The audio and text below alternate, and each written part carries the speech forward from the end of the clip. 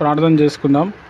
స్తోత్రం తండ్రి, పరిశుద్ధుడా, అబ్రహాం, ఇస్సా, యాకోబుల గొప్ప దేవానికి వందనాలు. వాక్యంలో వెళ్తున్నా, మాతో మాట్లాడు. నాకు కనిపించు, అందరికీ కనిపించు, నాతో మాట్లాడు, అందరితో మాట్లాడమని యేసు నామములో ప్రార్థిస్తున్నాను తండ్రి. ఆమెన్. మంచిది. దేవుని బిడ్డలకి నా హృదయపూర్వక వందనాలు. మనం వాక్యం చూసుకుందాం. నిన్నటి దినంన మనము బైబుల్ పాత నిబంధన సర్వే అనే సబ్జెక్టు మనము స్టార్ట్ చేసాము. నిన్నటి దినంన మనం ఒక 10 పుస్తకాలు మనం ధ్యానం చేసాము. ఈరోజు మళ్ళీ ఒక 5 పుస్తకాలు మనము ధ్యానం చేద్దాము. 11వ పుస్తకం ఏంది అంటే రాజులు మొదటి గ్రంథము. రాసిన రచయిత ఎవరు అంటే గ్రంథకర్త ఇర్మియా భక్తుడు. ఇర్మియా అనే భక్తుడు, ఇర్మియా అనే ప్రవక్త ఇర్మియా గ్రంథం రాశాడు, విలాప వాక్యాలు రాశారు. తర్వాత రాజుల గ్రంథం కూడా, రాజుల మొదటి గ్రంథము, రాజుల 2వ గ్రంథం కూడా రాశాడు. ఇది మనం తెలుసుకోవాలి. ఆయన ఎట్లా రాసిండు బ్రదర్ అని అంటే, ఆ టైంలో ఆయన ఉండే రాజుల చరిత్ర నడుస్తూ ఉన్నప్పుడు ఇర్మియా భక్తుడు కూడా ఒక దగ్గర ఉండే, ఆయన అట్లా రాసుకుంటూ వచ్చాడు. స్థలం అయితే ఇజ్రాయెల్ దేశమే. తర్వాత యేసు ప్రభు ఈ రాజుల గ్రంథంలో ఎలా కనిపిస్తాడు అంటే సొలొమోను యొక్క కీర్తి లెక్క కనబడతాడు. సామెతలు 8వ అధ్యాయంలో జ్ఞానము, యేసుక్రీస్తు దేవుని జ్ఞానము అని అక్కడ చెప్పబడ్డది. భూమి రవ్వంతా ఉన్నప్పుడు నేను అక్కడ నిర్మించబడితిని, నా ద్వారానే అంతా జరిగింది అని చెప్పి అక్కడ సామెతలు 8వ అధ్యాయము చాలా క్రిటికల్గా ఉంటుంది చదువుతూ ఉన్నప్పుడు అర్థం చేసుకోవటానికి. కానీ అది అక్కడ జ్ఞానం అనే మాట కనిపించినప్పుడు యేసు ప్రభువును అర్థం చేసుకోవాలి. ఈ రాజుల గ్రంథంలో సొలొమోను భక్తునికి ఎలాంటి కీర్తి వచ్చిందో, మంచి పేరు వచ్చిందో, సేమ్ ఆయనకున్న ఏదైతే మహిమ ఉందో యేసు ప్రభు కూడా అదే మహిమ ఉంది. ప్రపంచంలో సొలొమోను భక్తుడు అంత జ్ఞానవంతుడు ఎవరు లేరు.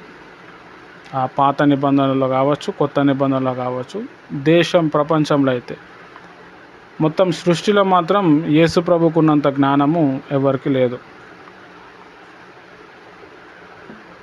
అది మనం తెలుసుకోవాలి. తర్వాత ఈ రాజుల గ్రంథంలో ఏమవుతుంది అని అంటే రాజ్య విభజన చీలిక జరుగుతుంది అన్నమాట. అంటే ఇప్పుడు ఇజ్రాయెల్ దేశం ఉంది, 12 గోత్రికులు ఉన్నారు. ఈ 12 గోత్రికుల్లో యూదా గోత్రము, బెన్యామిన్ గోత్రము, ఇవి 2 ఒక రాజ్యంగా వెళ్ళిపోతాయి. మిగతా 10 గోత్రాలు, రూబేన్ గోత్రము, దాని తర్వాత లేవి గోత్రము, ఆ తర్వాత ఇంకా చాలా గోత్రాలు ఉంటాయి.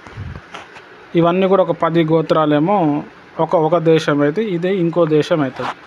అప్పటి నుంచి ఏమవుతుంది అంటే దాన్నేమో యూదా దేశం అంటారు, దీన్నేమో ఇజ్రాయెల్ దేశం అంటారు. సొలొమోను భక్తుడు ఉన్నంత వరకు ఇజ్రాయెల్ దేశం అంటే 12 గోత్రికులు. సొలొమోను భక్తుడు వాళ్ళ కొడుకు రెహబాము వచ్చిన తర్వాత ఇజ్రాయెల్ దేశం 2గా చీలిపోతుంది అన్నమాట. మా హైదరాబాద్లో సికింద్రాబాదు, హైదరాబాద్ అన్నట్టు రెండు ప్రాంతాలు ఉంటాయి, 2 సిటీలు అన్నమాట. అవి ఇది వేరే సిటీ, అది వేరే సిటీ, కానీ 2 కలిసి ఉంటాయి. అట్లా ఇజ్రాయెల్ దేశం 2గా చీలిపోయింది. అది ఎందుకు చీలింది, చీలినప్పుడు పరిస్థితి ఏంది, చీలిన తర్వాత ఆ దేశానికి రాజు ఎవరు, ఆ దేశానికి ప్రవక్త ఎవరు, ఈ దేశానికి రాజు ఎవరు, ఈ దేశానికి ఎవరు ప్రవక్త మనకు అర్థమవుతుంది. అట్లా ఈ యూదా దేశంలో 21 రాజులు ఉంటారు. దాని తర్వాత ఇజ్రాయెల్ దేశంలో కూడా 21 రాజులు ఉంటారు. యూదా దేశంలో ఉన్న రాజులు మంచి పరిపాలన చేశారు, కొంచెం దేవుని మీద భయంతో పరిచర్య చేశారు, జీవించారు. దాన్ని బట్టి దేవుడు యూదా దేశాన్ని ఆశీర్వదించాడు. ఈ ఇజ్రాయెల్ దేశంలో ఉన్న రాజులు మాత్రము మొత్తం విగ్రహార్థన సైడ్ వెళ్ళిపోయారు. అప్పుడు దేవుని ఒక శాపము వారి మీదకి వచ్చింది. దాన్ని బట్టి మనము తెలుసుకోవచ్చు అన్నమాట. ఒక రాజును బట్టి రాజ్యం ఉంటుంది, ఇంట్లో ఉన్న యజమానిని బట్టి ఇల్లు ఉంటుంది అనేది ఎట్లా అయితే నిజమో, ఒక రాజును బట్టి రాజ్యం ఎలా ఉంటుందో తెలుస్తుంది మనకి. హల్లెలూయా. ఆ రాజు ప్రాబ్లం వచ్చినప్పుడు దేవుని తట్టు చూసినప్పుడు దేవుడు మరి అలాంటి రాజుకు ఎలాంటి విజయం ఇచ్చిండో మనకు ఈ రాజుల గ్రంథాలు చదువుతున్నప్పుడు మనకు తెలుస్తుంది. దీన్ని స్వీకరించిన వారు ఇజ్రాయెల్ దేశ ప్రజలు. డేటు 586.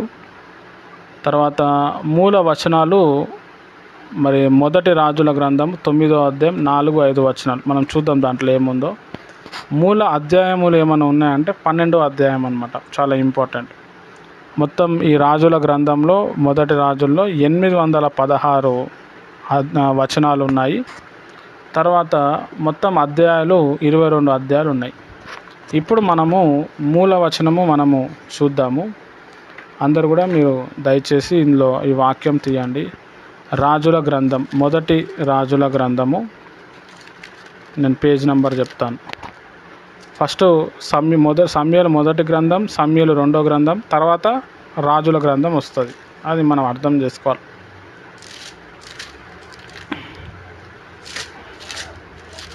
మొదటి రాజుల గ్రంథం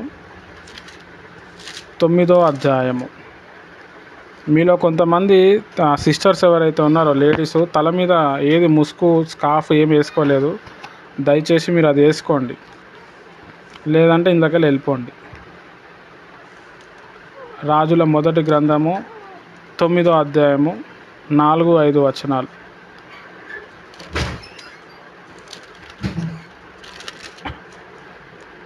రైట్. నీ తండ్రి అయిన దావీదు నడిచినట్లు నీవును యథార్థ హృదయుడై నీతిని బట్టి నడుచుకొని నేను నీకు సెలవిచ్చినదంతటి ప్రకారం చేసి నా కట్టడ విధులను అనుసరించిన ఎడల నీ సంతతిలో ఒక్కడు ఇశ్రాయేలు మీద సింహాసనుడై ఉండక మానడని నీ తండ్రి అయిన దావీదునకు నేను సెలవిచ్చినట్లు ఇశ్రాయేలు మీద నీ సింహాసనం చిరకాలం వరకు స్థిరపరచును. ఇది దేవుడు సొలొమోను భక్తుడికి చెప్తున్నాడు. దావీదు, మీ తండ్రి దావీదు ఎలా అయితే నా ముందల యథార్థంగా నడిచాడో నీవు కూడా అదే విధంగా నడుస్తే నీ సింహాసనము ఎప్పటికీ నిలబడిపోతుంది ఈ ఇజ్రాయెల్ దేశంలో అని దేవుడు డైరెక్ట్ సొలొమోను రాజుకి చెప్తాడు. చాలా ఇంపార్టెంట్. ఇక్కడ మనము నేర్చుకోవాల్సిన అతి ప్రాముఖ్యమైన విషయం ఏంటంటే దేవునితో నడవటం అనేది మనం చాలా ఇంపార్టెంట్. ఒక్క మనిషిని బట్టి దేవుడు ఏం చేస్తాడంటే కుటుంబాన్ని ఆశీర్వదిస్తాడు. ఒక్క మనిషి సరిగ్గా లేకపోతే కుటుంబం అంతా నాశనం అయిపోతుంది. హల్లెలూయా. మనం చేస్తున్న తప్పు ఏంటంటే మనం రాంగ్ రూట్లో ఉండి ప్రభా నన్ను కాపాడు అంటాం. మనం కరెక్ట్ రూట్లో పోతే దేవుని కాపుదల అవసరం లేదు, మనం వెళ్ళిన రూటే మనల్ని కాపాడుకుంటుంది. నేను దీన్ని మళ్ళా చెప్తాను. మనం రాంగ్ రూట్లో ఉండి రాంగ్లో ఉండి మనము వేరే రూట్లో ఉండి దేవా నన్ను కాపాడమంటే దేవుడు కాపాడు, కాని పని అది, టెంపరీ కాపుదలను వస్తుంది. అదే మనం కరెక్ట్ రూట్లో వెళ్ళిపోయినాము, అసలు దేవుణ్ణి అడగటం అవసరం లేదు, మనం వెళ్ళిన రూటే మనల్ని సరైన పద్ధతిలో తీసుకొని పోతుంది. హల్లెలూయా. ఆ సరైన రూట్ మనకు ఎప్పుడు అర్థమవుతుంది అంటే ప్రతిరోజు తరచుగా ప్రార్థనలో ఉంటూ బైబిల్ చదువుతూ ఉన్నప్పుడు అర్థమవుతుంది. దేవుడు ఒక్కొక్కరికి ఒక్కొక్క రూట్ ఇస్తాడు. ఆ వ్యక్తిని చూసి ఈ వ్యక్తిని చూసి మనం కాపీ కొట్టి ఆ రూట్లో పోవాలన్నట్టు ఉండదు. దేవుడికి ఒక్కొక్క ఉద్దేశం ఉంటుంది.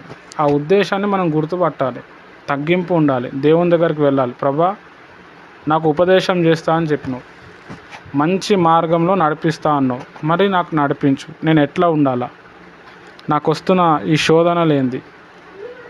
మనలో చాలామంది హాస్పిటల్స్కి ఎక్కువ వెళ్తూ ఉంటాం, అదొక శోధన, అదొక శాపం. అది మనం రాంగ్ రూట్లో ఉండి ప్రభా నాకు స్వస్థపరచని అంటాం. మనం కరెక్ట్ రూట్లో పోతే అసలు మనకు అసలు స్వస్థతనే అవసరం లేదు. యాక్యుపంచర్లో ఒక ప్రోవర్బ్ ఉంటుంది, ఒక సామెత ఉంటుంది. యాక్యుపంచర్లో కాదు, న్యాచురోపతిలో ఉంటుంది. When diet is wrong medicine is no use, when diet is correct there is no use of medicine. అంటే తినే పద్ధతి మనం కరెక్ట్గా ఉన్నప్పుడు మందులు అవసరం లేదు, తినే పద్ధతి కరెక్ట్గా లేనప్పుడు మందులు కూడా పనిచేయవు అంటాడు. చాలా ఇంపార్టెంట్, చాలా ఇంపార్టెంట్. ఇక్కడ దేవుడు సొలొమోను భక్తుడికి పర్టికులర్గా చెప్తున్నాడు, మీ తండ్రి అయిన దావీదు ఎట్లయితే నడిచాడో అట్లా నడుస్తే ఇజ్రాయెల్ దేశం అంతటి మీద నీ సంతతిని నేను ఆశీర్వదిస్తా అంటాడు. ఈ మాట ఈయనకు చెప్పడానికి మెయిన్ కారణం ఏంటంటే, ఈయన భవిష్యత్తులో ఈయన ఏం చేసిండంటే, యుద్ధాలు జరగద్దు అని చెప్పి శత్రువుల దేశాల దగ్గరికి వెళ్ళి వాళ్ళ అమ్మాయిలను పెళ్లి చేసుకొని తెచ్చుకున్నాడు. ఆ అమ్మాయిలు ఏం చేశారు అంటే, వాళ్ళు విగ్రహార్థికులు కాబట్టి వాళ్ళు మొత్తం ఈయనని విగ్రహార్థంలో నడిపించేశారు. అట్లా సొలొమోను భక్తుడు జీవితం పతనం అయిపోయింది. ఆయన స్టార్టింగ్ మంచిగానే ఉంది, కానీ ఎండింగ్ బాగాలేదు. దావీదు స్టార్టింగ్ బాగుంది, ఎండింగ్ కూడా బాగుంది.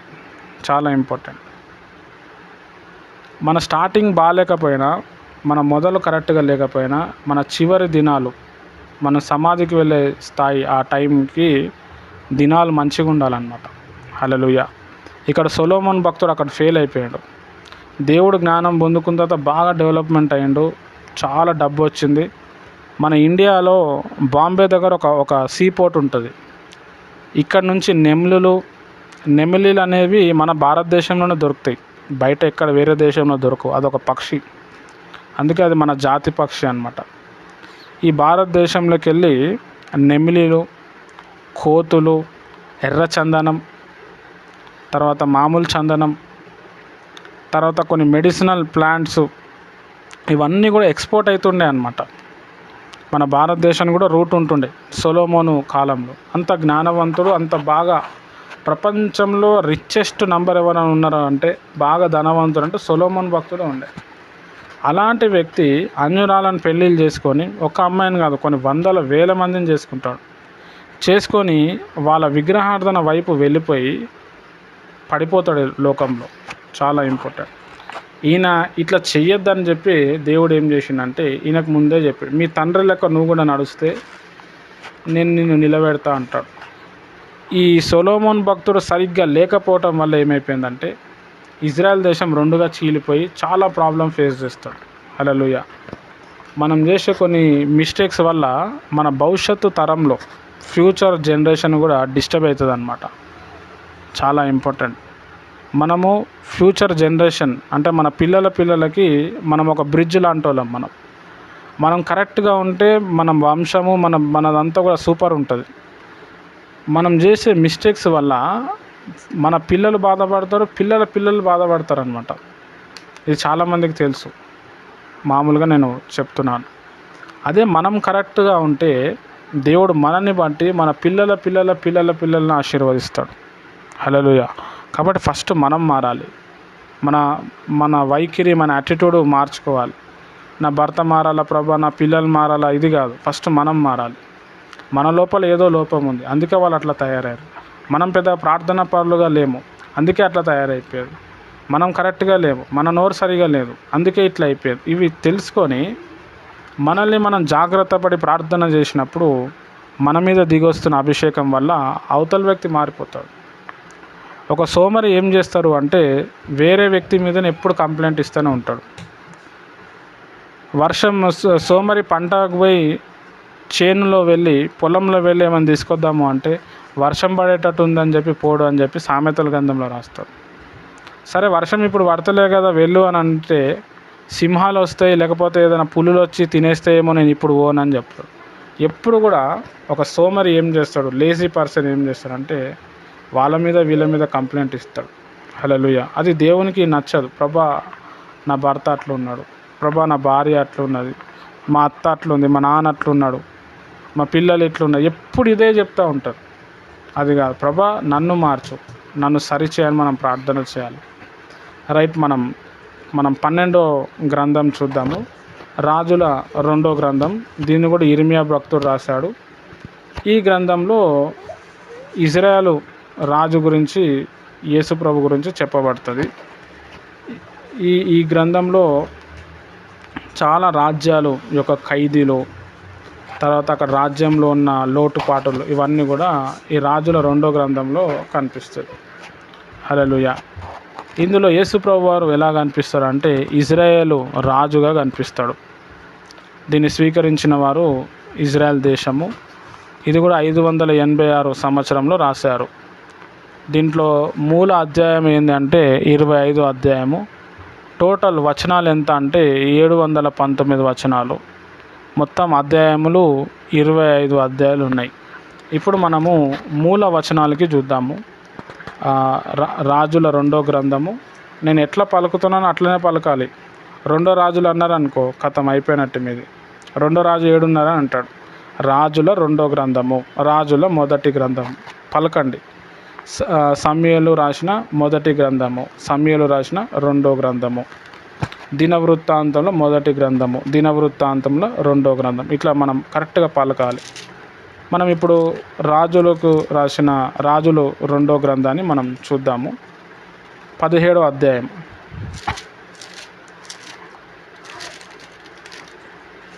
రాజుల 2వ గ్రంథం 17వ అధ్యాయం, పేజ్ నెంబర్ 324, 324, 324.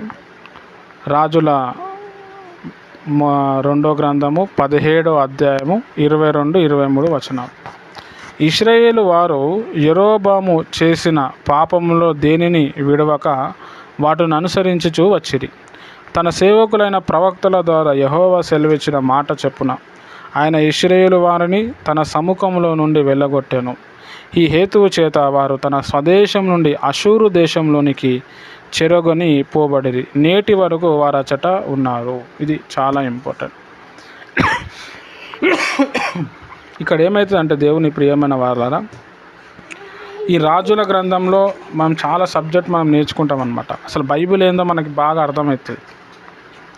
రాజుల చరిత్ర కావచ్చు, రాజులు, మరొక రాజు దేవునితో నిలబడితే ఏం జరిగింది, విగ్రహాల వైపు వెళ్తే ఏమైంది అని. రాజు ప్రవక్త మాట వినాల. ప్రతి రాజుకు ఒక ప్రవక్త ఉండే. దావీదు కాలంలో కూడా నాతాన్ అనే ప్రవక్త ఉండే, తర్వాత సమూయేలు అనే ప్రవక్త ఉండే. సౌలు రాజు కాలంలో సమూయేలు ప్రవక్త ఉండే. సొలొమోను రాజు టైంలో కూడా ప్రవక్తలు ఉన్నారు. ఇప్పుడు ఇర్మియా, తర్వాత హెజ్కేలు, తర్వాత దానియేలు, తర్వాత మీకా, యోనా, ఈ ప్రవక్తలు అందరూ కూడా ఈ ఇజ్రాయెల్ రాజులు, యూదా రాజుల్లో అప్పట్లో ఉండేవాళ్ళు అన్నమాట.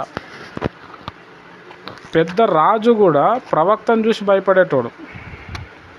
ప్రవక్త వస్తున్నాడు అంటే రాజు సింహాసనం కింద దిగి వచ్చి, సార్ కూర్చోండి సార్, ఏం కావాలి సార్, ఏ సార్కి ఏమైనా తీసుకురండ్రా అని చెప్పి రాజు ఏం చేసేటోడు అంటే సైనికులకి చెప్పేవాళ్ళు. తర్వాత దేవుడు ఏం చెప్తున్నాడు మన దేశం కోసం అని వాళ్ళు అడిగేవాళ్ళు.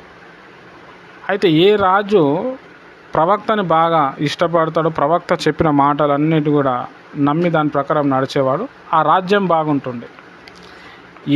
ఏ రాజు అయితే ప్రవక్త చెప్పిన మాట వినకుండా ఇష్టానుసారంగా ఉన్నాడో ఆ దేశం చాలా భయంకరమైన శ్రమకి పాలవుతూ ఉన్నది.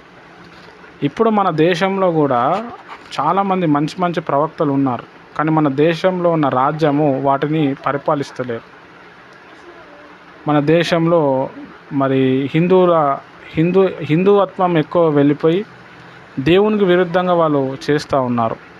బయట దేశాలు, అమెరికా కావచ్చు, ఆఫ్రికా కావచ్చు, ఆఫ్రికా దేశం మన దేశం కంటే పేదరికమైన దేశం, కానీ అక్కడున్న ప్రవక్తలను వాళ్ళు ఫాలో అవుతారు. అమెరికా దేశం అంత ఆశీర్వదింపబడటానికి కారణం వాళ్ళకంటూ కొంతమంది ప్రవక్తలు ఉన్నారు, కొంతమంది దేవుని బిడ్డలు ఉన్నారు. వాళ్ళు ఏది చెప్తే అదే అన్నమాట. హల్లెలూయా. మన జీవితంలో కూడా ఎవరైనా ప్రవక్తలు ఉన్నారు, దైవ సేవకులు ఉన్నారంటే వాళ్ళ నోటిలోకి ఏదైనా వచ్చిందంటే దాన్ని మనం వెంబడించాలి. నువ్వేంది నాకు చెప్పేది, నా వయసు అంతా లేదు, నీ అనుభవం అంటే అది వేస్ట్ అయిపోతుంది అక్కడ. హల్లెలూయా. ఇక్కడ అదే చెప్తున్నాడు చూడండి, 17వ అధ్యాయము 22, 23 వచనాలు. ఇశ్రాయేలు వారు యరొబాము చేసిన పాపంలో దేని విడవక వాటిని అనుసరించుచూ వచ్చిరు గనుక తన సేవకులైన ప్రవక్తల ద్వారా యెహోవా సెలవిచ్చిన మాట చొప్పున ఆయన ఇశ్రాయేలు వారిని తన సముఖం నుండి వెళ్ళగొట్టాను. ఆ హేతువు చేత వారు స్వదేశం నుండి అషూరు దేశంలోనికి చెరగొని పోబడిరి. నేటి వరకు వారు అచ్చట ఉన్నారు. ఈ సందర్భం కరెక్ట్గా నాకు తెలియదు, కానీ ఇక్కడ బాగా అర్థం చేసుకోవాల్సిన విషయం ఏంటంటే, దేవుడు సేవకులను, ప్రవక్తలను పంపించినప్పుడు చాలామంది ప్రవక్తల దగ్గర నుంచి ఏమి ఆశిస్తారు అంటే గుడ్ న్యూస్, మంచి విషయాలే ఆశిస్తారు. కానీ ప్రవక్తలు అనేవాళ్ళు, దేవుని సేవకులు గుడ్ న్యూస్ చెప్తారు, బ్యాడ్ న్యూస్ కూడా చెప్తారు. అది మనం తెలుసుకోవాలి. అయితే చాలామంది రాజులు ఏం చేస్తారంటే బ్యాడ్ న్యూస్ని తీసుకోలేకపోయారు. ఇక్కడ ప్రవక్త ద్వారా దేవుడు చెప్పిపించాడు, మీరు నా మాట వినకపోతే మీరు నాశనం అయిపోతారు అని ఆయన ఏదైతే చెప్పిండో దాని ప్రకారం ఏమైపోయారంటే ఆ దేశ ప్రజలందరూ ఏమైపోయారు, నాశనం అయిపోయారు. హల్లెలూయా. ఒక దేశం నాశనం అవ్వటానికి రాజు కారణం. రాజు దేవుని నమ్మలేడు, దేవుడు దైవజనుడు చెప్పింది వినలేదు. హల్లెలూయా. చాలా ఇంపార్టెంట్. ఇంటికి యజమాని రాజు లాంటోడు. ఈ యజమాని బాగుంటే ఇల్లంతా బాగుంటుంది. ఇంటికి పెద్ద ఎవరైతే ఉన్నారో వారికి దేవుని భయం కానీ, వారి ప్రార్థన పరులు కానీ, లేకపోతే దేవుని యొక్క సేవకులతో, దేవుని మనుషులతో సహవాసం ఉంటే ఆ ఇల్లు చాలా పచ్చగా ఉంటుంది. కానీ ఆ ఇంటి యజమాని దేవునికి లోబడకుండా ఇష్టానుసారంగా జీవించినప్పుడు ఇల్లంతా నాశనం అయిపోతుంది. హల్లెలూయా. కాబట్టి మన ఇంటి యజమాని కూడా దేవుని సేవకులకు, దేవుని వాక్యానికి ఇష్టపడేటట్టు మనం ప్రార్థన చేయాలి. ఒకవేళ మనమే ఇంటి యజమాని అయితే ఖచ్చితంగా దేవునికి మనము లోబడాలి. ఇక్కడ మనం నేర్చుకోవాల్సిన నీతి.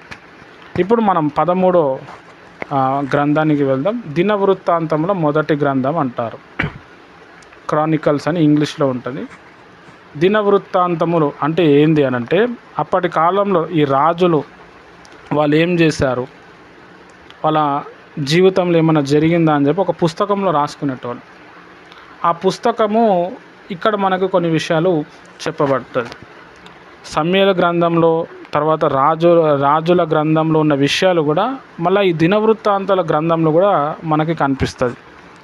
అంటే బైబిల్లో కొన్ని జరిగినాయి మళ్ళీ రిపీట్ అవుతాయి అన్నమాట. ఈ దినవృత్తాంతముల గ్రంథంలో, ఈ దినవృత్తాంతముల గ్రంథంలో 2 ఉన్నాయన్నమాట. మొదటి దినవృత్తాంతముల గ్రంథము, 2 దినవృత్తాంతముల గ్రంథం. ఇప్పుడు మనం మొదటి దినవృత్తాంతముల గ్రంథం మనం చూస్తే ఇందులో ఏజ్రా అని చెప్పి ఒక భక్తుడు ఉన్నాడు. ఆయన ఒక బోధకుడు, దేవుని ఒక వాక్యాన్ని బోధించే వ్యక్తి. ఆయన ఒక శాస్త్రి అన్నమాట. ఏజ్రా గ్రంథం కూడా ఉంటుంది. ఈ దినవృత్తాంతముల గ్రంథం ఎవరు రాశారు అంటే ఏజ్రా భక్తుడు రాశాడు. ఇందులో యేసుప్రభు వారు ఎలా కనిపిస్తారు అంటే దావీదు సింహాసనం యొక్క వారసుడుగా కనబడతాడు. అంటే దావీదు యొక్క వారసత్వము ఈ దినవృత్తాంతంలో మొదటి గ్రంథంలో మనకు కనిపిస్తుంది. కాబట్టి యేసుప్రభు కూడా అట్లనే కనిపిస్తాడు. ఈ గ్రంథంలో మూల పదం ఏంది అంటే పరిపాలన. అంటే రాజులు ఎలా పరిపాలించారు అది బాగా మనకు తెలుస్తుంది. దీన్ని ఇశ్రాయేలు జనాంగమే స్వీకరించారు 400 BC. అంటే 450 యేసుప్రభు చనిపోక ముందు 450 సంవత్సరాల ముందు ఈ దినవృత్తాంతం గ్రంథం అన్నది రాయబడ్డది. దీంట్లో మూల అధ్యాయం ఏంది అంటే 17వ అధ్యాయం. మొత్తం ఎన్ని వచనాలు అంటే 942 వచనాలు. మొత్తం ఎన్ని అధ్యాయాలు అంటే 29 అధ్యాయాలు ఉన్నాయి. ఇప్పుడు ఈ దినవృత్తాంతముల గ్రంథంలో మూల వచనాలు మనం చూద్దాం. 17వ అధ్యాయము 11 నుండి 12, 13, 14 వచనాలు మనం చూద్దాం. దినవృత్తాంతముల గ్రంథము 17వ అధ్యాయము మొదటి గ్రంథము 17వ అధ్యాయము 11 నుండి 14 వచనాలు చూద్దాం. ఇక్కడ ఉంటుంది, నీ జీవిత దినములు తీరి నీ పితరుల యొద్దకు నువ్వు చేరునప్పుడు నీ కుమారుల వలన కలుగు నీ సంతతిని నేను స్థాపన చేసి అతని రాజ్యమును స్థిరపరచెదను. అతడు నాకు ఒక మందిరమును కట్టించును. అతని సింహాసనము నేను నిత్యస్థాపన నాకు కుమారుడై ఉండును. నిత్యస్థాపన చేసేదను. నేను అతనికి తండ్రి ఉండును, అతడు నాకు కుమారుడై ఉండును. నీకంటే ముందుగా ఉన్న వానికి నా కృపను నేను చూపక మానినట్లు అతనికి నేను నా కృపను చూపక మానను. నా మందిరమందు నా రాజ్యమందు నేను నిత్యము అతని స్థిరపరచెదను. అతని సింహాసనం ఎన్నటికి స్థిరముగా నుండునని అతనికి తెలియచేయును. చాలు. ఇక్కడ మనం చూస్తే ఈ మాటలు దేవుడు దావీదు భక్తునితో చెప్తాడు. నీ సింహాసనం ఎప్పుడు నిలబడుతుంది, నీకు ఒక కొడుకు పుడతాడు, ఆ కొడుకు మందిరం కడతాడు, ఆ కొడుకు ద్వారా ఇంకో కొడుకులు కూడా వస్తారు. నేను అతనికి తండ్రి అయి ఉంటా, ఆయన నాకు కుమారుడై ఉంటాడు. నా కృప అతనికి మానక నేను చూపిస్తాను. నిత్యము ఆయన రాజ్యము నేను నిలబెడతా అని చెప్పాను. ఇది ఎవరి కోసం ప్రవచనం అంటే యేసు ప్రభు వారి కోసం ప్రవచనం. సేమ్ ఇదే మాటలు మనము మొదటి సమూయేలు గ్రంథంలోనూ రెండో సమూయేలు గ్రంథంలో మనం చూస్తాం. మూల వచనాలు మనం చదివినప్పుడు మూల వచనాల్లో ఇది ఇది ఇప్పుడు చెప్పిన మ్యాటరే కనిపిస్తుంది. సేమ్ అక్కడ ఏ వచనాలు ఉన్నాయో అదే వచనాలు ఈ దినవృత్తాంతముల గ్రంథంలో కనిపిస్తుంది. కొంచెం రాజుల గ్రంథంలో సమూయేలు గ్రంథంలో లేని మ్యాటర్ కూడా ఈ దినవృత్తాంతాల గ్రంథంలో కూడా కనిపిస్తుంది. చాలామంది ఇది కన్ఫ్యూజ్ అవుతారు. దినవృత్తాంతంలో గ్రంథం ఏంది, రాజుల గ్రంథం ఏంది, సమూయేలు గ్రంథం ఏంది, ఆల్రెడీ ఇది చదివినాం కదా మళ్ళీ ఎందుకు వస్తుందో అని అనిపిస్తుంది. అదే అప్పుడు రాజుల దినచర్య ఏంది, దేవుడు ఏం చెప్పిండు అని చెప్పి అందులో రాయబడ్డది. కాబట్టి ఈ విషయం మనం తెలుసుకోవాలి. తర్వాత 29వ అధ్యాయం 11వ వచనం.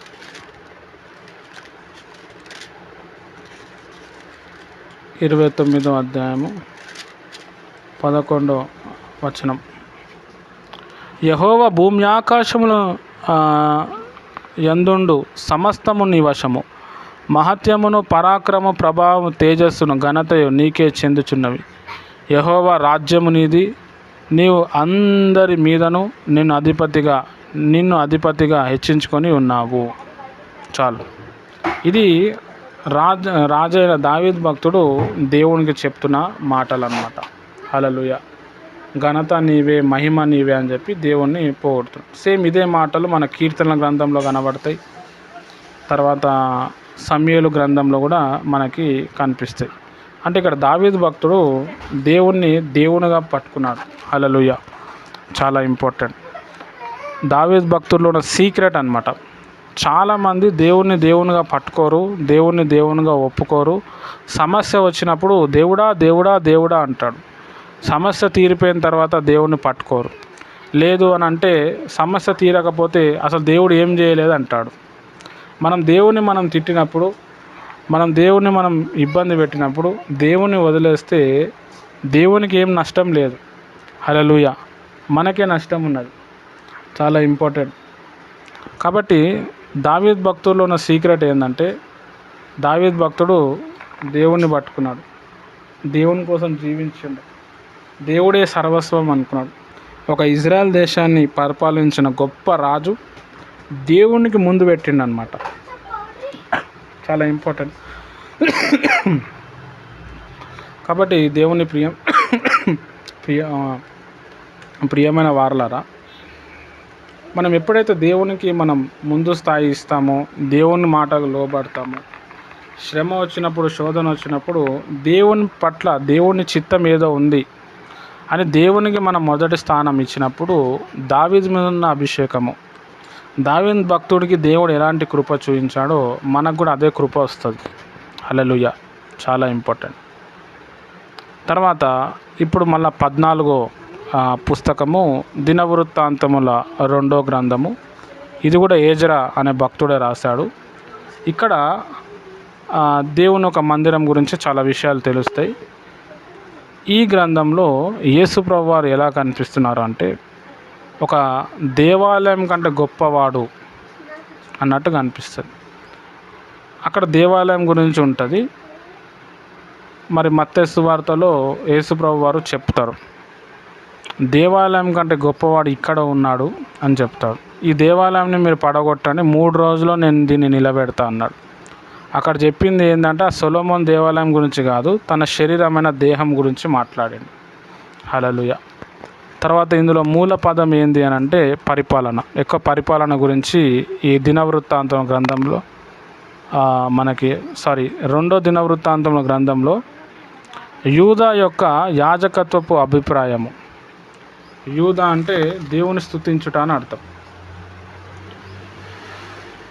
మరి యూదులు కూడా యాజకత్వం చేయాలి, యాజకత్వము చేయగలుగుతారు. యూదులు మొత్తం సపరేట్ అయిపోతారు అనమాట ఇజ్రాయెల్ దేశం నుంచి. అదంతా కూడా మనకి ఈ దినవృత్తాంతముల గ్రంథంలో కనిపిస్తుంది. దీన్ని స్వీకరించిన వారు ఎవరు అంటే ఎవరి కోసం రాయబడ్డది అంటే ఇజ్రాయెల్ దేశం కోసం, జనాంగం కోసం రాయబడ్డది. మొత్తం 36 అధ్యాయాలు ఉంటాయి. దాని తర్వాత 822 వచనములు ఉంటాయి. మూల అధ్యాయము ఏది అని అంటే 34వ అధ్యాయం. దినవృత్తాంతముల 2వ గ్రంథంలో మూల అధ్యాయము ఏమైనా ఉంది అంటే అది 34వ అధ్యాయము. ఇంకా ఇప్పుడు మూల వచనాలు మనం చూద్దాము. ఇది 450 బీసీలో యేసుప్రభు చనిపోక ముందు 450 ముందు సంవత్సరంలో రాయబడ్డది. ఇప్పుడు దినవృత్తాంతముల 2వ గ్రంథము 7వ అధ్యాయము 14వ వచనం మనము చూద్దాము. అందులో మూల వచనం ఉంటుంది.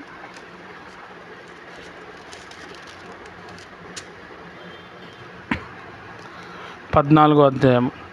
నా పేరు పెట్టబడిన నా జనులు తమను తాము తగ్గించుకొని ప్రార్థన చేసి నన్ను వెదికి తమ చెడ్డ మార్గములను విడిచిన ఎడల ఆకాశము నుండి నేను వారి ప్రార్థనను విని వారి పాపమును క్షమించి వారి దేశమును స్వస్థపరచుదును. ఇది చాలా ఇంపార్టెంట్. ఈ పాయింట్ని అండర్లైన్ చేసుకోండి. ఈ వాక్యాన్ని ఒకసారి ధ్యానం చేయండి టైం దొరికినప్పుడు. హల్లెలూయా. చాలా ఇంపార్టెంట్. దేవుడు చెప్తున్నాడు, నా పేరు పెట్టుబడిన నా జనులు అంటున్నారు. మన మీద దేవుని పేరుందన్నమాట. తమను తాము తగ్గించుకొని వాళ్ళ పాపాలు ఒప్పుకొని వాళ్ళు ప్రార్థన చేస్తే వారి దేశంను నేను స్వస్థపరుస్తా అంటున్నారు. మన దేశంలో చాలామంది చచ్చిపోతున్నారు. దేశంలో మనుషులందరూ అగత్యాలు వెళ్తున్నారు. రకరకాల రోగాలు వస్తున్నాయి. డాక్టర్స్కి అంత చిక్కుతలేదు, కానీ చాలామంది చచ్చిపోతున్నారు. కారణం ఏంటంటే మనము దేశ ప్రజలు ఎవరు కూడా ఒప్పుకుంటలేరు. మనం ఒక్కరు ఒప్పుకొని ప్రార్థన చేస్తే కాదు, అక్కడ దేశమంతా ఒప్పుకోవాలి. దానికోసం మనం ప్రార్థన చేయాలి, సువార్త ప్రకటించాలి. మన దేశంలో పార్లమెంట్లో బైబిల్ పట్టుకొని రావాలి. బైబిల్ని పక్కన పెట్టుకొని అసెంబ్లీ నడిపించాలి అనే ఒక అంశం పెట్టి మనం ప్రార్థన చేయాలి. అది చాలా ఇంపార్టెంట్. బైబిల్లో ఉన్న పద్ధతి ప్రకారము పరిపాలన చేయాలి అనేది రావాలి. అట్లా వచ్చినప్పుడు దేవుడు దేశాన్ని స్వస్థపరుస్తాడు. మనం ప్రార్థన చేస్తే దేవుడు అది కూడా ఇస్తాడు. హల్లెలూయా. ఇది దేవుడు చెప్తున్న మాట. కాబట్టి మనల్ని మనం తగ్గించుకొని మన పాపాలను ఒప్పుకొని దేవుని దగ్గరకు వచ్చినప్పుడు దేవుడు ఖచ్చితంగా మనని విడిపిస్తాడు. మన దేశాన్ని దేవుడు స్వస్థపరుస్తాడు.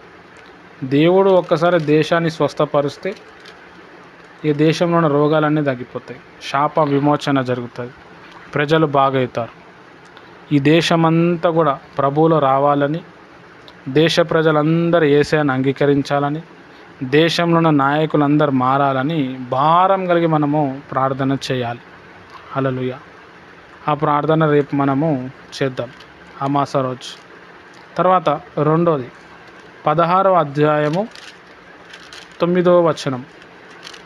దినవృత్తాంతముల 2వ గ్రంథము 16వ అధ్యాయము 9వ వచనం, పేజ్ నెంబర్ 371.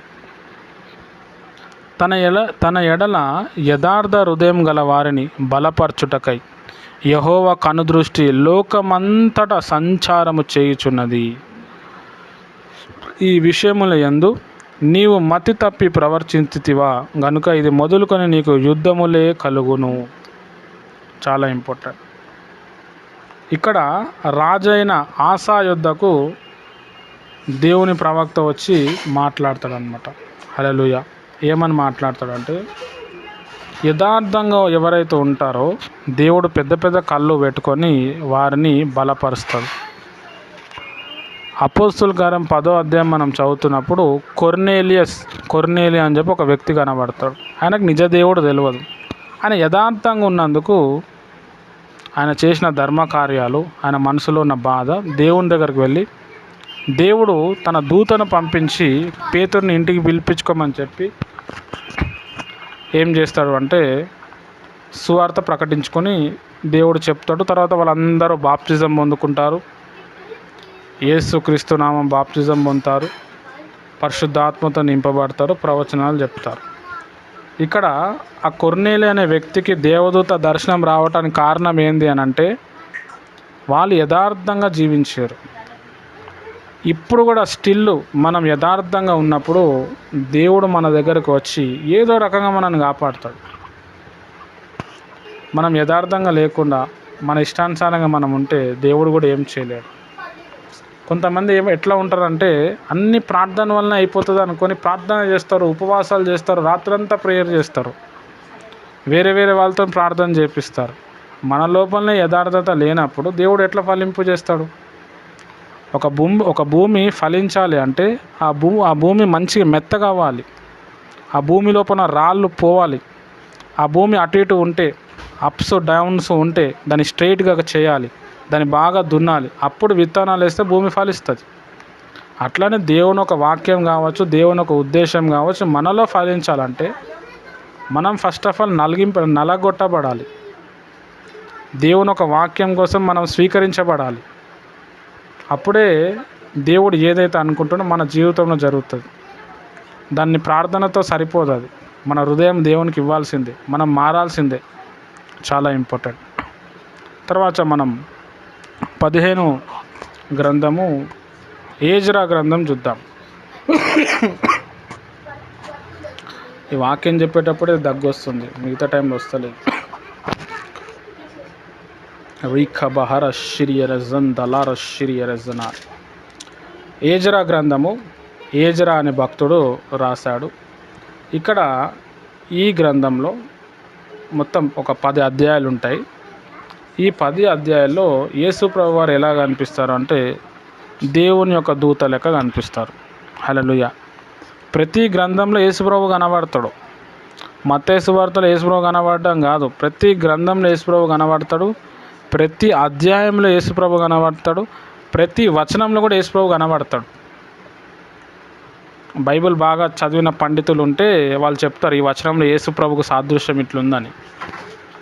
హల్లెలూయా, చాలా ఇంపార్టెంట్. అయితే నేను ఈ గ్రంథంలో కొన్ని విషయాలు యేసు ప్రభుకి పోలికగా చెప్తున్నాను. ఇందులో ఎక్కువగా మూల పదం ఏంది అంటే చాలా ఇంపార్టెంట్ వర్డ్ ఏంటంటే దేవుని ఒక ఆలయం.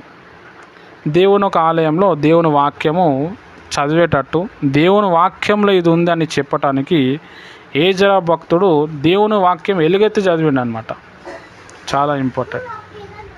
మన ఇంట్లో కూడా ప్రతిరోజు దేవుని వాక్యం చదవబడాలి. ఆ చదవబడినప్పుడే కొంతమంది చెవుల్లో వెళ్ళి ఆ వాక్యం వారిని మార్చేస్తుంది. వాక్యం ఏం చేస్తుంది అంటే స్కిన్ లోపల వెళ్తుంది, మాంసం లోపల వెళ్తుంది, మాంసంలో ఉన్న బ్లడ్ లోపల వెళ్తుంది, తర్వాత బ్రెయిన్ లోపల వెళ్ళి తలంపుల్లో వెళ్ళి దాన్ని మార్చేస్తుంది. ఓన్లీ వాక్యం లేకుండా ఓన్లీ ప్రార్థన అన్య భాషలు అంటే వర్కౌట్ కాదు. ఇక్కడ ఏజ్రా భక్తుడు దేవుని ఒక వాక్యం తెలవాలని నిలబడి ఏం చేసిండంటే గ్రంథం అంతా విప్పి చదవటం మొదలుపెట్టాడు. అప్పుడు ఓహో గ్రంథంలో ఇట్లా ఉందా, విశ్రాంతి దినాన్ని మనం ఆచరించాలనా, దేవునికి ఇవ్వాల్సింది దేవునికి ఇచ్చేయాలనా, మనం మన పాపాలు ఒప్పుకొని దేవుని కోసం నిలబడాలనా అని చెప్పి అప్పుడు ప్రజలు మారు మనసు పొంది దేవునిలో వచ్చారు. ఏజ్రా భక్తుడు ప్రజలను అట్లా మారు మనసులో నడిపించాడు. దేని ద్వారా అంటే దేవుని ఒక వాక్యం ద్వారా. అందుకే ఏజ్రా భక్తుని గురించి రాయబడ్డది. ఏజ్రా భక్తుడు జీవిత చరిత్ర ఉండదు అక్కడ, ఆయన లైఫ్లో జరిగిన ఒక ఇంపార్టెంట్ రోల్ అక్కడ కనిపిస్తుంది. చాలా ఇంపార్టెంట్. అంటే దేవుడు మనకి ఏది కావాలో అదే రాసిండు. ఇవన్నీ రాసుకుంటూ పోతే మనం బైబిల్ చదవడానికి టైం సరిపోదు. దీన్ని స్వీకరించిన వారు ఇజ్రాయెల్ ప్రజలు. మొత్తము వచనాలు 280 వచనాలు. ఈ ఏజ్రా గ్రంథంలో 6వ అధ్యాయం అనేది చాలా ఇంపార్టెంట్. 536 నుండి 457 ప్రాంతం ఆ సమయంలో మరి రాయబడ్డది క్రీస్తు పూర్వం. ఇప్పుడు మూల వచనాలు చూద్దాము. ఏజ్రా గ్రంథం 1వ అధ్యాయం. గ్యాబ్రియల్ మాట్లాడక వాక్యం చెప్తున్నాడా? అయిపోయింది. ఏజ్రా గ్రంథం పేజ్ నంబర్ 392. ఏజ్రా గ్రంథం 1వ అధ్యాయము 3వ వచనము. కావున మీలో ఎవరు ఆయన జనులై ఉన్నారో వారు యూదా దేశమందును యెరూషలేమునకు బయలుదేరి యెరూషలేములోని దేవుని మందిరమును అనగా ఇశ్రాయేలీయుల దేవుడైన యెహోవా మందిరమును కట్టవలెను, వారి దేవుడు వారికి తోడై ఉండును గాక. ఇది చాలా ఇంపార్టెంట్. సొలొమోన్ రాజు గారు దేవాలయం కట్టిన తర్వాత బబులోను రాజు నెబుకద్నెజర్ అనే రాజు వచ్చి ఆ దేవాలయాన్ని కూల్చేస్తాడు. నెబుకద్నెజర్ అనే రాజుగారు ప్రపంచాన్ని ఏలిన చక్రవర్తి. మరి దేవుని మందిరం ఎందుకు కూలిపోయింది, దేవుని ప్రజలు ఎందుకు తీసుకుపోయారంటే, ఈ ఇజ్రాయెల్ ప్రజలు దేవుని మందిరం కంటే ఎక్కువ విగ్రహాల వైపు వెళ్ళిపోతారు, వ్యభిచారం వైపు వెళ్ళిపోతారు. అప్పుడు దేవుడు సైలెంట్ అయిపోతాడు.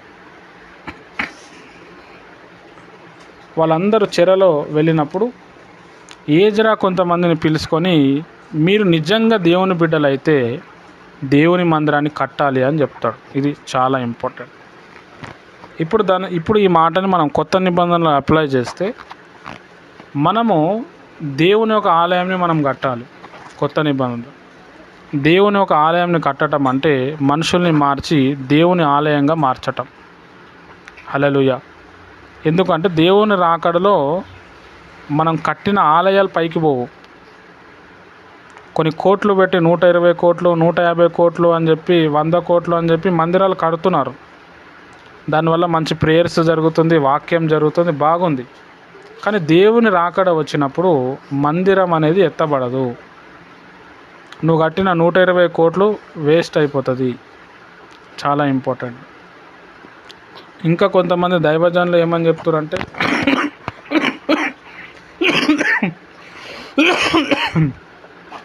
నాకు దేవుడు చెప్పిండు మందిరం కట్టమని, అందుకే నేను కట్టిన అని చెప్తాడు.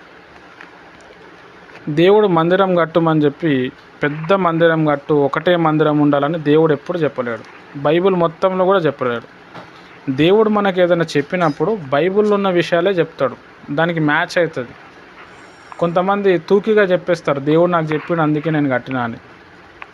ఒకవేళ దేవుడు నిజంగా చెప్తే దాని గురించి బైబిల్లో ఎక్కడన్నా ప్రస్తావన ఉంటుందన్నమాట. చాలా ఇంపార్టెంట్.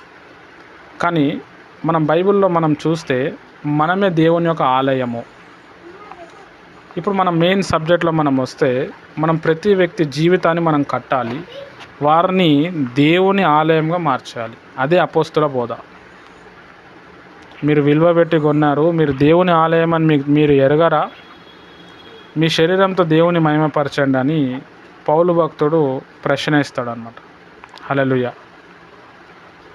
కాబట్టి ఇక్కడ మనం తెలుసుకోవాల్సిన విషయం ఏది అంటే, ప్రతి ఇంటికి వెళ్ళి దేవుని గురించి చెప్పి, వారు ఏ సమస్యతో ఉన్నారో ఆ సమస్య నుంచి విడిపించి, వారిని మళ్ళా వదలకుండా తరచుగా వాళ్ళని కట్టుకొని వాక్యంలో వాళ్ళని డెవలప్ చేసి, వారు బాప్తిజం పొందినప్పుడు వాళ్ళ శరీరము దేవుని ఆలయంగా మారుతుంది. దేవుని యొక్క ఆలయంగా మారినప్పుడు దేవుడు వారి లోపలనే నివసించి, ఒక దగ్గర ఉండాల్సిన మందిరము నడిచే మందిరంగా మారుతుంది. దేవుడు వారి లోపల ఉండి నడిపిస్తూ ఉంటాడు. ఇది అపోస్తుల బోధ. అపోస్తులు అంతా ఇదే చేసుకుంటూ వచ్చు. వాళ్ళు ఎక్కడ కూడా పెద్ద పెద్ద సంఘాలు కట్టలేదు.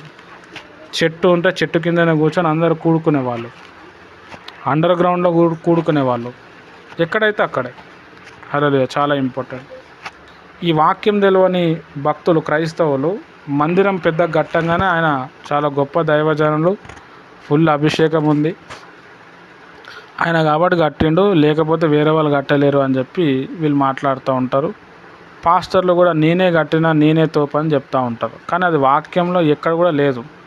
మనుషుల జీవితాన్ని కట్టకుండా, మనుషులతో నువ్వు ఉండకుండా, మనుషుల గురించి నీకు తెలియకుండా నువ్వు ఎంత పెద్ద మందిరం కడితే ఏమి లాభం? హల్లెలూయా. చాలు, మనం సబ్జెక్టులను వద్దాం. తర్వాత 7వ అధ్యాయము, ఏజ్రా గ్రంథము 7వ అధ్యాయము 10వ వచనం మనం చూస్తే, ఏజ్రా యెహోవా ధర్మశాస్త్రమును పరిశోధించి దాని చొప్పున నడుచుకొనుటకు, ఇశ్రాయేలులకు దాని కట్టడలను విధులను నేర్పుటకును దృఢ నిశ్చయము చేసుకొనెను. ఇది ఏజ్రాలో ఉన్న స్పెషాలిటీ. సేవ్ అంటేనే ఇది. ఏజ్రా అనే భక్తుడు బాగా బైబిల్ చదివిండు. బైబిల్లో అప్పుడు ఏముండే? ఈ ఆది కాండము, నిర్గమకాండము, లేవీకాండం, సంఖ్యాకాండం, ద్వితీయోపదేశ కాండం ఉండే. ఇదంతా చదివి అసలు మెయిన్ మ్యాటర్ ఇందులోనే ఉంది. నా ప్రజలందరికీ, నా పూర్వీకులకి, నా అన్నదమ్ములకు, అక్కచెలకు అందరు కూడా దేవుని వాక్యాలు చదివియాలి, వినిపియాలి, నేర్పియాలి అని చెప్పి తనకు తాను అర్థం చేసుకొని దానికోసం ఆయన పని చేసిండు. ఇప్పుడు దేవుని బిడ్డలు ఆ పని చేయాలి. దేవుని సేవ అంటేనే అది. మనం పోయి స్వస్థపరుస్తున్నాము, విడుదల చేస్తున్నాము, ఒకరి కోసం ప్రార్థన చేస్తున్నాము. దేనికి చేస్తున్నాము? వాడు విడుదల కావటానికి కోసం చేస్తున్నామా? విడుదల చేసాము, తర్వాత మళ్ళీ ఇంకో ప్రాబ్లం వస్తుంది, ఇంకొక రోగం వస్తుంది. అట్లా వస్తూనే ఉంటుంది, పోతూనే ఉంటుంది. కానీ ఆ మనిషిని దేవుని వాక్యంతో కట్టాలి. దేవుని ఒక వాక్యం ఆ మనిషికి నేర్పియాలి. దేవుని వాక్యం నేర్పించకుండా పిట్ట కథలు చెప్పేసి, లేకపోతే ఏదో జోకులు వేసేసి, లేకపోతే స్వస్థతలు చేసేసి, ప్రవచనాలు చేసేసుకొని పోతే ఆ మనిషి రక్షణలోనికి రాడు. ఆ మనిషి దేవునిలో నిలబడడు. ఓన్లీ ఆ పిట్ట కథలు, ఆ ప్రవచనాల మీద ఆధారపడతాడు. కాబట్టి దేవుని వాక్యము మనం అందరం నేర్చుకుంటే, మనం అనేకులకు దేవుని వాక్యం నేర్పించేవారుగా దేవుడు మనల్ని వాడుకుంటాడు.